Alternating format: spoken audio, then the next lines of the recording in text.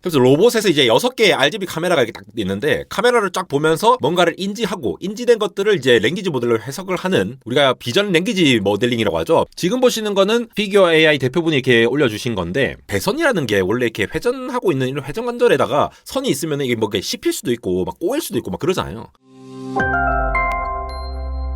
네, 여러분 반갑습니다. 안대공학 에러입니다. 로봇 스타트업이죠. 피규어 AI에서 드디어 세컨 제너레이션 2세대 휴머노이드 로봇을 발표를 했습니다. 지금 보시는 트레일러를 먼저 보여준 다음에 상당히 많이 업그레이드가 됐다라고 하면서 본격적인 영상을 이렇게 보여주기도 했는데요. 외관상의 변화도 많고 피규어 AI가 직접 제시한 그런 업그레이드 사양들이 굉장히 많습니다. 사실 테슬라 봇 만든다 할 때, 옵티머스 만든다고 할 때 처음에 막 쫄쫄 있고 춤출 때 막 이렇게 막 비웃고 막 그런 일이 많았잖아요. 그런데 몇 년 만에 이렇게 경쟁사들이 벌써 따라잡고 있고 이 피규어라는 회사는 오픈 AI가 투자를 하기도 했고 뭐 엔비디아도 그렇고 굉장히 많은 기업들이 여기 투자를 하기도 했죠. 그래서 이들의 주장으로는 세상에서 가장 진보된 휴머노이드라고 주장하는데 정말 그런지 한번 살펴보도록 하겠습니다. 이 피규어 제로 2라고 하는 것의 가장 큰 특징은 이전에 얘기를 했다시피 오픈 AI하고 결합을 하다 보니까 AI 음성 통신을 기본적으로 탑재해가지고 음성 랭귀지 모델로서 그리고 비전으로 처리를 하는 거 이걸 동시에 적용해가지고 뭔가 자율적으로 움직인다라는 것이 이들의 주장인데요. 사실 이 영상만 보고서는 뭐 얼마나 자유롭게 움직이는지는 잘은 모르겠어요. 근데 뭐 손 모양부터 뭐 기어 부분까지 뭐 굉장히 다양한 부분들이 있거든요. 하나하나 살펴보시면은 이게 지금 보시는 것이 이제 사우스캐롤라이나 주에 있는 스파르탄버그에 있는 BMW 공장으로 보이거든요.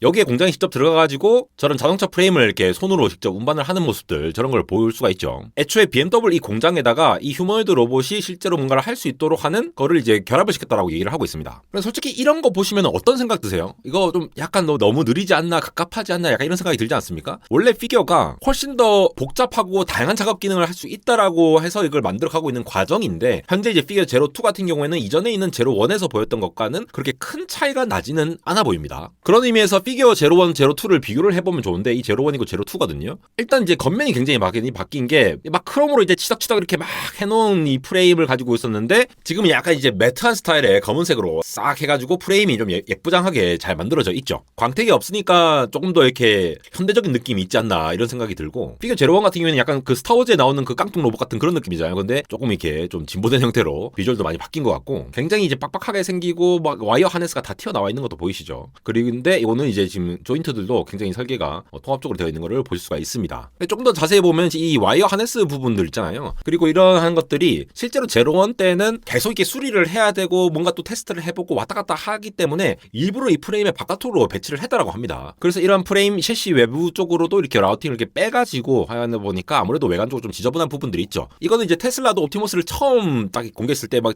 어기저기 걸어왔잖아요. 그때 막 이렇게 외부 노출되어 있는 것이 뭐 하나의 이제 개발 최적화 과정이라고 봐야 될 것 같고 그렇게 여러 가지 테스트로 해가지고 외부 환경으로부터 얼마나 잘 되는지를 테스트를 해봤을 것 같아요. 그래서 지금 제로 2 세대에 와서는 이 모든 케이블들이 지금 안으로 다 이제 심어져 들어가 있는 거 보이시죠? 이 안쪽에 다 들어가 있을 겁니다. 그래서 이 생산 라인에 장시간을 작동해도 견딜 수 있도록 좀 유지를 한 것 같고 이 또 배터리 용량이 제로 1보다 한 50% 더 크게 탑재를 했다고 하더라고요. 그러면서 이제 배터리 무게중심이 좀 더 이제 잘 몸통으로 통합되어 있으니까 움직일 때도 이게 지금 약간 꿀렁꿀렁하긴 하지만 이전보다 훨씬 더 이 스테빌라이즈를 하는 그 라인을 잘 세울 수가 있겠죠. 그래서 이렇게 배터리 시간을 늘리다 보니까 한 7.5시간 동안 이제 움직일 수 있도록 하고 있다고 합니다. 정확하게는 2.25kW시고요. 이게 또 재밌는 게 이전 세대에 비해서 온보드로 그러니까 로봇 안에서 직접 추론할 수 있는 AI 추론 역량이 한 3배 정도 증가를 했다라고 얘기를 하고 있거든요. 그래서 로봇에서 이제 6개의 RGB 카메라가 이렇게 딱 있는데 카메라를 쫙 보면서 뭔가를 인지하고 인지된 것들을 이제 랭귀지 모델로 해석을 하는 우리가 비전 랭귀지 모델링이라고 하죠. VLM이라고. 그걸 통해서 이제 시각을 캡처하고 그거를 랭귀지화해서 다시 번역하는 그러한 거를 탑재했다라고 보시면 되겠고요. 이렇게 되니까 뭔가 보고 이거에 대해서 랭귀지로 해석할 수 있는 스스로 추론할 수 있는 역량을 갖고 있다 보니 스스로 자기를 이제 보정할 수 있다라고 주장을 하고 있습니다. 물론 지금 이 영상만 봤을 때는 어떤지는 정확하게 잘 모르겠어요. 근데 피규어 AI에서 그렇게 했다라고 주장을 하고 있는 거죠. 자체적으로 뭔가 움직일 수 있도록 했다라고 얘기를 하는 것이 그런 베이스로 시각 처리와 추론 능력의 향상 그리고 온보드로 계속 돌리면서 스스로 판단하고 움직임을 설정할 수 있는 이것도 아무래도 오픈 AI에서 제공한 그런 랭귀지 모델 GPT 모델 같은 것들이 들어가니까 그걸 기반으로 해서 업데이트를 할 수 있도록 접근을 했겠죠. 그래서 이게 비전뿐만 아니라 이제 랭귀지 모델을 하다 보니까 음성으로 이렇게 커뮤니케이션하면서 야, 너 저거 좀 가져와 이런 식으로 얘기를 할 수가 있을 거잖아요. 그거를 이제 바로 이제 인식을 하고 얘가 뭔가를 할 수 있도록 하니까 아무래도 뭐 컨트롤러로 이렇게 스위칭 해가지고 뭔가 조절을 하는 것이 아니라 그냥 대화로 바로바로 할 수 있도록 하는 것을 적용함으로써 뭔가 공장에서 잘 쓰일 수 있도록 그렇게 적용한 게 아닌가 싶고요. 지금 보시는 거는 피규어 AI 대표분이 이렇게 올려주신 건데 이제 말로 하는 거죠. 말을 하면은 Can I have something to eat? 먹을 것 좀 있습니까? 이렇게 물어보니까 오픈AI 모델로 이렇게 해석을 해가지고 거기에 대해서 텍스트 투 스피치. 요거는 뭐 사실 지금 챗GPT라든가 다른 모델들 다양한 곳에서 이렇게 할 수 있잖아요. 그걸 그대로 탑재를 했다라는 거고 그거를 이제 휴머노이드랑 어떻게 연결을 시켰냐? 여기 보면은 온보드 로봇 이미지라고 하는 게 있죠. 얘가 보는 게 있잖아요. 얘가 보는 거. 이 보는 게 있으니까 보고 있는 것들을 같이 이렇게 리즈닝을 해가지고 이 이미지를 바탕으로 해서 손가락을 어떻게 조작을 할 건지 아니면 전체 몸을 어떻게 움직이게 할 건지를 200Hz 단위로 계속 넣어준다라고 하죠. 액션 자체는 200Hz 액션이고 조인트 토크는 이제 1kHz로 1초에 1000번 왔다 갔다 하면서 조절을 한다라고 보시면 되겠습니다. 이렇게 상세한 내용들이 또 있더라고요. 거기에다가 피규어 AI는 이 손 관련해서 굉장히 지금 많이 업데이트를 했다라고 돼 있는데 지금 이제 16 디그리 오브 프리덤, 16 자유도라는 걸 굉장히 강조를 하고 있어요. 최대 25kg까지 들 수 있다라고 하면서 인간의 손이랑 거의 비슷하게 만들었다라고 하죠. 이 같은 경우에는 지금 조인트가 지금 눈으로 보는 것만 하더라도 하나, 둘, 셋, 넷, 다섯, 여섯, 일곱, 여덟, 아홉, 열, 열하나, 열둘, 열세, 열네, 열다섯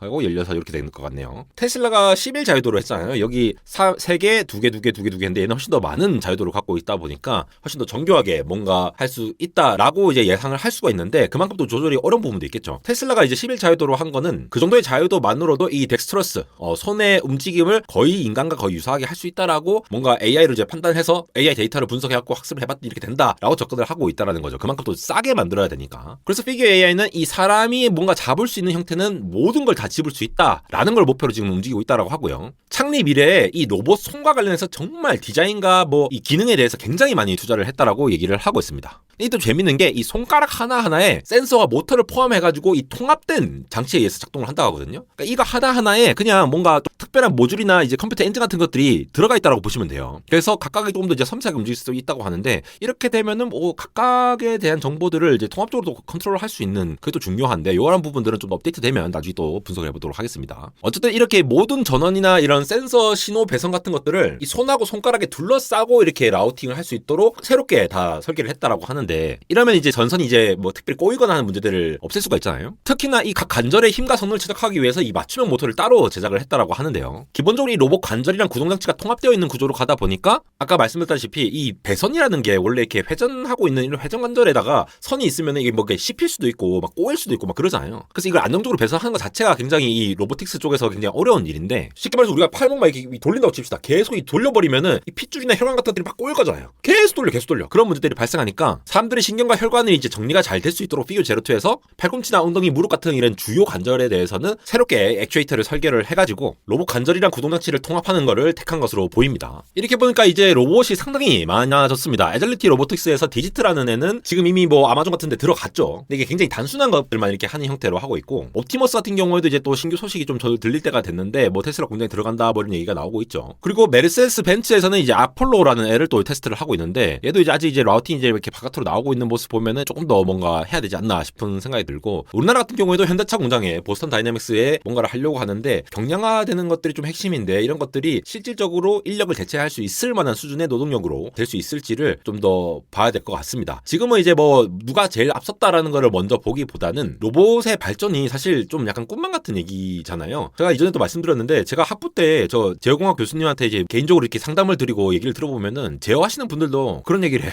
막 내가 30년 해봤는데 안 될 것 같아 이런 얘기를 했는데 AI 즉 소프트웨어가 발전함으로써 굉장히 가속화되면서 만들어지고 있다라는 측면에서 AI 지금 버블론이 있는 상황에서 이게 또 하나의 추동력이 되지 않을까 해서 좀 더 주목을 해야 될 것 같습니다. 지금까지 안달공학 에러였습니다.